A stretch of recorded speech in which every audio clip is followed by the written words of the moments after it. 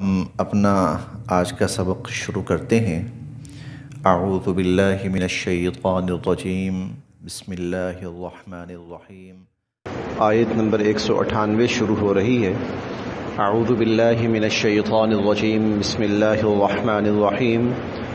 لیس علیکم جناح ان تبتغوا فضلا من ربکم فإذا أفضتم من عرفات فاذكروا الله عند المشعر الحرام واذكروه كما هداكم وإن كنتم من قبله لمن الضالين۔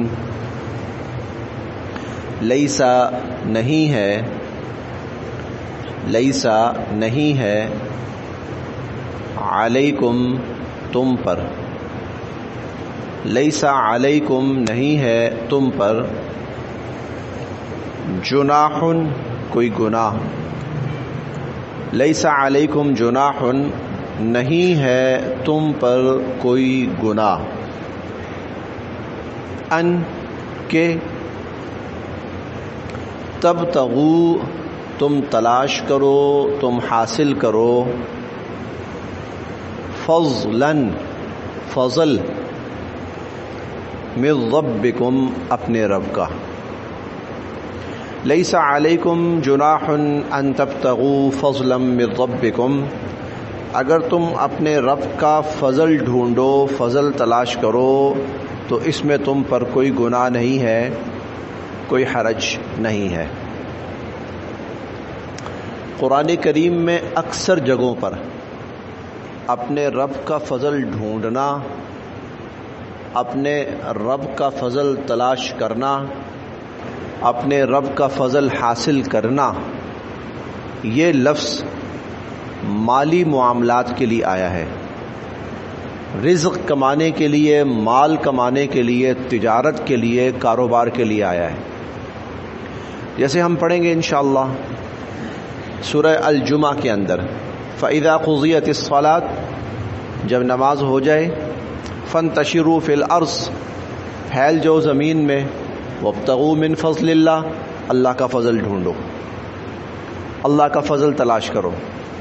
یہاں اس سے مراد اپنے معاش کا کام، اپنا روزگار، اپنی دکان، اپنا کاروبار چلاؤ۔ وہ یہاں پر بھی اپنے رب کا فضل ڈھونڈو، اس سے مراد محنت کرنا، مزدوری کرنا، لین دین کرنا، خرید و فروخت کرنا، ہر وہ ذریعہ جس سے پیسہ کمایا جا سکے، جائز اور حلال ذریعہ جس سے پیسہ کمایا جا سکے۔ یہاں پر اس جگہ اس جملے کا مطلب یہ ہے، اگر کوئی شخص حج کے لیے گیا ہے، وہ حج کے امور سارے انجام دے رہا ہے اور اس کے ساتھ ساتھ وہ کوئی خرید و فروخت بھی کر رہا ہے، وہ کوئی ایسی اشیاء لے جاتا ہے جو بیچتا ہے اور بیچ کر وہ کچھ نہ کچھ اپنے روزگار کا بندوبست کر رہا ہے، تو اللہ تعالیٰ فرما رہے ہیں اس میں کوئی حرج نہیں، کوئی گناہ نہیں تم پر کہ تم اپنے رب کا فضل تلاش کرو، اپنے رب کا فضل ڈھونڈو۔ بس یہ ہے کہ حج کی جو عبادات ہیں ان میں کمی نہ آئے، ان میں خامی نہ آئے، وہ عبادات اپنی جگہ پوری ہو رہی ہیں۔ اس کے علاوہ اگر کوئی شخص اس طرح کی کوئی کوشش کر لیتا ہے جس سے وہ اپنا روزگار کما سکے، کچھ پیسے حاصل کر سکے، تو اللہ تعالیٰ فرماتے ہیں کہ اس میں کوئی حرج نہیں ہے، کوئی گناہ نہیں ہے۔ لیس علیکم نہیں ہے تم پر، جناح کوئی گناہ، ان تبتغوا کہ تم تلاش کرو، ڈھونڈو، حاصل کرو، فضلا من ربکم اپنے رب کا فضل۔ فَإِذَا پس جب، افضتم تم واپس لوٹو، فَإِذَا أَفَضْتُمْ پھر جب تم واپس لوٹو، من عرفات عرفات سے، جب تم عرفات سے واپس لوٹو، فَاذْكُرُوا تو ذکر کرو، اللہ تعالیٰ کا، فَاذْكُرُوا اللَّهَ تو اللہ تعالیٰ کا ذکر کرو، عند پاس، المشعر الحرام مشعر حرام، مشعر حرام کے پاس اللہ کا ذکر کرو. فَإِذَا أَفَضْتُم مِّنْ عَرَفَاتٍ، جب تم عرفات سے واپس لوٹو، فَاذْكُرُوا اللَّهَ، تو اللہ کا ذکر کرو، عند المشعر الحرام، مشعر حرام کے پاس. حج کا سب سے بڑا رکن ہے حج کا، وہ ہے وقوف عرفات، یعنی 9 ذی الحجہ کو زوال سے لے کر غروب آفتاب کے درمیان کا وقت میدان عرفات میں گزارنا، وہاں ٹھہرنا، وہاں رکنا، اسے وقوف عرفات کہا جاتا ہے. یہ حج کا سب سے بڑا رکن ہے.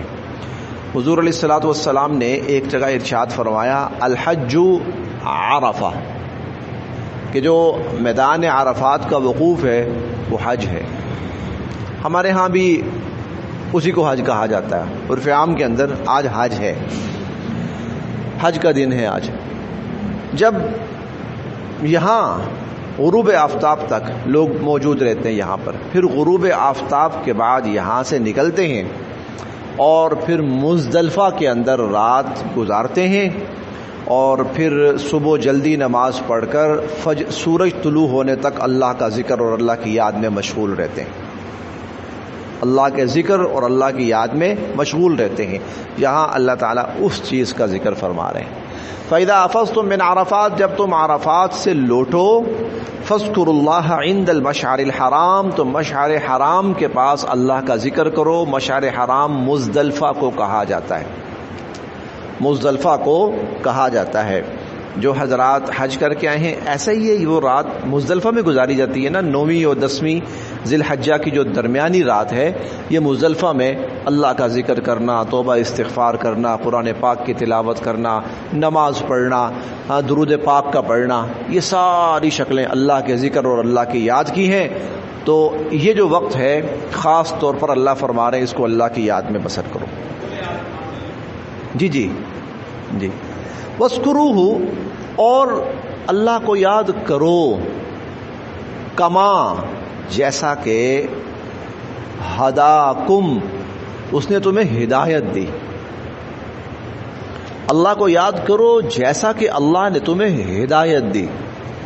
اور اللہ کی جو ہدایت ہے وہ کیا ہے؟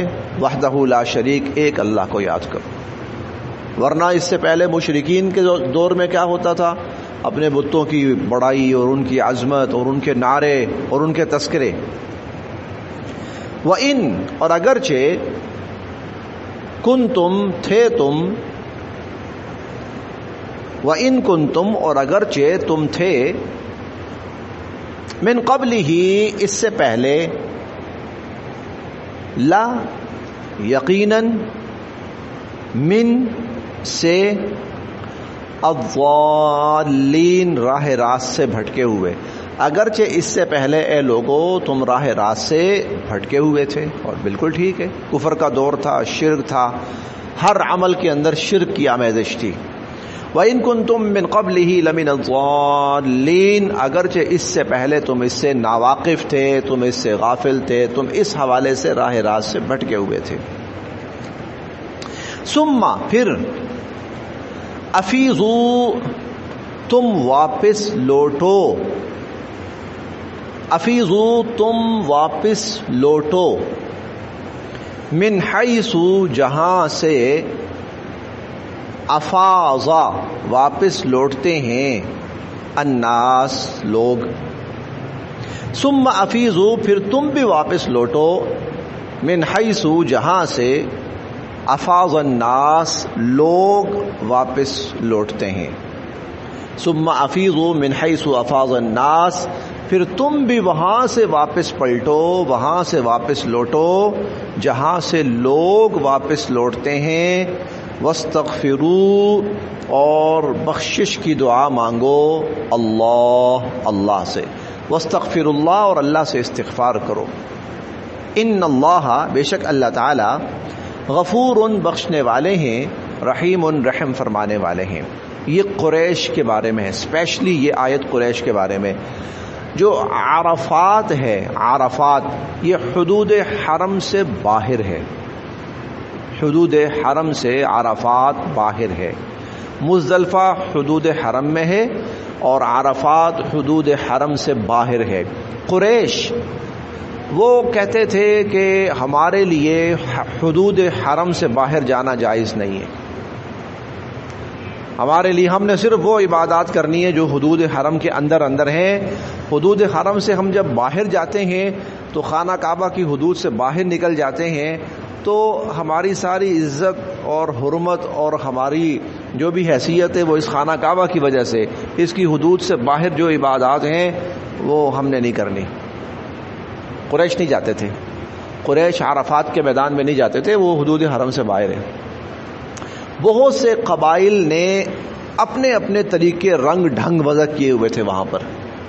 قریش کا رنگ ڈھنگ یہ تھا، کچھ قبائل ایسے تھے کہ وہ اصاف اور نائلہ جو دو بت تھے جو صفا اور مروہ کے اوپر رکھے ہوئے تھے وہ ان کا طواف کرتے تھے۔ کچھ اور تھے وہ کہتے تھے نہیں ہمارے قبیلے کے بت فلاں ہیں، وہ ان کا طواف کرتے تھے اور ان کی سعی کرتے تھے، وہ ان یہاں پر صفا مروہ کی سعی نہیں کرتے تھے۔ اس طرح اپنے اپنے رنگ ڈھنگ سب نے بنائے ہوئے تھے۔ اللہ رب العزت نے آ کر اور حضور علیہ الصلوۃ والسلام نے یہ سارے امتیازات ختم فرمائے، جو بندہ بھی آئے گا سب کے لیے ایک جیسا عمل، ایک جیسا حج، ایک جیسی عبادات۔ ہاں صرف اتنا ہے کوئی بیمار ہو گیا، مجبور ہو گیا، اس کے لیے چلیں تھوڑی سی رعایت اور سہولت ہے، ورنہ سب کے لیے ایک جیسا حج۔ 9 ذی الحجہ کو سب میدان عرفات میں جائیں گے، مزدلفہ کو جب رات گزارنی ہے سب مزدلفہ میں آئیں گے، اور رمی کرنی ہے سب رمی کریں گے۔ تو ثم افیضوا، اے قریش تم بھی وہاں سے لوٹو، من حیث افاض الناس، جہاں سے لوگ واپس لوٹتے ہیں، تم بھی جاؤ عرفات کے میدان میں۔ واستغفر اللہ، اور اللہ سے معافی مانگو، اس سے پہلے جو کچھ تم نے کیا ہے اس پر استغفار کرو اللہ سے۔ ان اللہ، بے شک کہ اللہ تعالی غفور، بخشنے والے ہیں، رحیم، رحم فرمانے والے ہیں۔ فَإِذَا، پھر جب، قضیتم، تم پورے کر چکو، مکمل کر چکو، ادا کر چکو، مناسککم، مناسک عبادات، کم اپنی، فَإِذَا قَضَيْتُم مَنَاسِكَكُمْ، جب تم اپنی عبادات مکمل کر چکو، پوری کر چکو، حج کے مناسک سارے ادا کر لو، فَاذْكُرُوا، تو پھر ذکر کرو اللہ، اللہ تعالیٰ کا، فَاذْكُرُوا اللہ، اللہ کا ذکر کرو، اللہ کو یاد کرو، کا جیسا کہ ذکرکم، تم ذکر کرتے تھے، آباءکم، اپنے باپ دادوں کا، فاذکروا اللہ، اللہ کا ذکر کرو، کذکرکم آباءکم، جیسا کہ تم اپنے آباء و اجداد کا ذکر کیا کرتے تھے، او بلکہ اشد ذکرا، بلکہ اس سے بھی زیادہ اللہ کا ذکر کرو۔ جب حج کے ارکان پورے ہو جاتے، اب قریش اور عرب کے مختلف قبائل مینا میں اکٹھے ہو جاتے۔ اب مینا میں اکٹھے ہو کر کام کیا ہوتا تھا ان کا، ایک اپنے باپ دادوں کا، اپنی خاندانی اور قبائلی جنگوں کا اور بہادری کا ذکر ہو جاتا، شعر و شاعری چل رہی ہے، ذکر چل رہے ہیں، ایک ادھر لگا ہوا ہے ہمارے باپ دادا ایسے تھے، فلاں نے یہ کیا، فلاں نے وہ کیا، پھر اشعار، بیت بازی، یہ سب کچھ چلتا تھا۔ اللہ تعالیٰ یہاں پر مسلمانوں کو تلقین یہ فرما رہے ہیں کہ جب حج پورا کر چکی ہو، وہاں اگر جمع ہونا ہے تو یہ باپ دادوں کو لے کے نہ بیٹھو، وہاں پر اللہ کو یاد کرو، اللہ کا ذکر کرو۔ اب یہاں ایک بات اور بھی سمجھی جا سکتی ہے، وہ یہ، آج کل باپ دادوں کا ذکر تو نہیں ہے، لیکن آج کل ہم اور موضوعات لے کر بیٹھ جاتے ہیں۔ عرفات کے میدان کے اندر کئی جگہ لوگ اپنے اپنے موضوع لے کے بیٹھے ہوئے ہیں، وہاں پر کئی جگہ لوگ اپنے اپنے موضوعات لے کر بیٹھے ہوئے، نہیں، فاذکروا اللہ، یہ وہ جگہ ہے جہاں تم نے اللہ کو یاد کرنا ہے، جہاں تم نے اللہ کا ذکر کرنا ہے۔ اسی طرح جو مساجد ہیں، مساجد کے بارے میں اللہ پاک کا حکم یہ ہے، وَأَنَّ الْمَسَاجِدَ لِلَّهِ، مسجدیں اللہ کے لیے ہیں، فَلَا تَدْعُوا مَعَ اللَّهِ أَحَدًا، اللہ کے ساتھ اور کسی کو نہ پکارو۔ اب اور کسی کو نہ پکارو، اس کا ایک مطلب تو یہ ہے کہ مانگنا ہے اللہ سے مانگو. دوسرا مطلب یہ ہے مسجدیں اللہ کا گھر ہے، یہاں آ کے اللہ کا نام لو، اللہ کا ذکر کرو، اللہ کو یاد کرو. یہاں آ کر تم اپنی بحثیں نہ شروع کر دو. مسجدیں اس لیے نہیں ہیں کہ لوگ آ کر وہاں سیاست پہ گفتگو شروع کر دیں، لوگ آ کر وہاں مہنگائی پر باتیں شروع کر دیں، لوگ آ کر وہاں، اور معذرت کے ساتھ ایک لفظ کہنے لگا ہوں، معذرت کے ساتھ چسکے لینے لگ پڑے. یہ اللہ کے گھر ہے. حضور علیہ الصلوۃ والسلام نے قیامت کی نشانیوں میں سے ایک نشانی یہ ارشاد فرمائی کہ لوگ مسجدوں میں آئیں گے، وہاں قرآن پاک پڑھنے کے بجائے، اللہ کا ذکر کرنے کے بجائے، توبہ استغفار کرنے کے بجائے، نماز پڑھنے کے بجائے وہ دنیا کی باتوں میں مشغول ہو جایا کریں گے. پھر ایک صحابی کو حضور علیہ الصلوۃ والسلام نے فرمایا کہ یہ وہ لوگ ہیں کہ اللہ کو ان سے کوئی لینا دینا نہیں ہے. اور یہ بھی فرمایا اس صحابی کو، اب مجھے اس صحابی کا نام تو یاد نہیں، شاید حضرت ابو ذر غفاری تھے شاید، تو ان سے یہ بھی فرمایا کہ ایسے لوگوں کو دیکھو تو ان کے ساتھ نہ بیٹھنا کبھی بھی.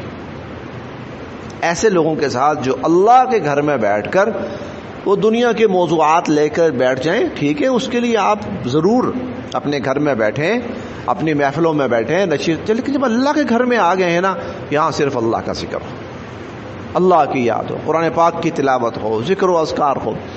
ایک بڑی اچھی ترتیب اور روایت ہے، وہ سعودی عرب کی مساجد میں تو دیکھنے میں ہے، وہ یہ کہ مختلف جگہوں پر انہوں نے قرآن پاک رکھے ہوئے ہیں. جو بندہ بھی آئے قرآن پڑھنا شروع کرے، قرآن کی تلاوت کرے، بجائے اس کے کہ ارد گرد مشغول ہو، فضول بحثوں میں مبتلا ہو. تو وہاں کے بارے میں بھی اللہ یہ فرما رہے ہیں کہ جب تم وہاں اکٹھے ہوئے ہو، عرفات کے میدان میں اکٹھے ہوئے ہو، تو وہاں باپ دادا کے کارنامے نہ بیان کرو. فاذکروا اللہ، اللہ کا ذکر کرو. کذکرکم آباءکم، جیسا کہ تم اپنے باپ دادوں کا ذکر کرتے ہو. او اشد ذکرا، بلکہ اس سے بھی زیادہ اللہ کا ذکر اور اللہ کو یاد کرو. فمن الناس، پس من سے، الناس لوگ، فمن الناس پس لوگوں میں سے، فمن الناس پس لوگوں میں سے، من کچھ وہ بھی ہیں، یقولو کہتے ہیں، ربنا اے ہمارے رب، آتینا ہمیں عطا فرما، فی الدنیا اس دنیا میں، ربنا آتینا فی الدنیا، یا اللہ ہمیں اس دنیا میں عطا فرما. وما اور نہیں ہے، لہو اس شخص کے لیے، وما لہو اور نہیں ہے اس شخص کے لیے، فی الآخرتی آخرت میں، من خلاق کوئی حصہ، ایسے شخص کا پھر آخرت میں کوئی حصہ نہیں ہے. ومنہم اور ان میں سے، من کچھ وہ بھی ہیں، یقولو جو کہتے ہیں، ربنا اے ہمارے رب، آتینا ہمیں عطا فرما، فی الدنیا دنیا میں، حسنہ بھلائی، خوبی، خیر، وفی الآخرتی اور آخرت میں بھی، حسنہ بھلائی، اچھائی، خیر، خوبی. یا اللہ ہماری دنیا بھی اچھی فرما اور ہماری آخرت بھی اچھی فرما. وقینا اور ہمیں بچا، ہمیں محفوظ فرما، عذاب النار آگ کے عذاب سے، ہمیں آگ کے عذاب سے بچا. یعنی اب یہ لوگ جب ذکر و اذکار میں مشغول ہیں، دعاؤں میں مشغول ہیں، تو پھر دو طرح کے لوگ ہوتے ہیں.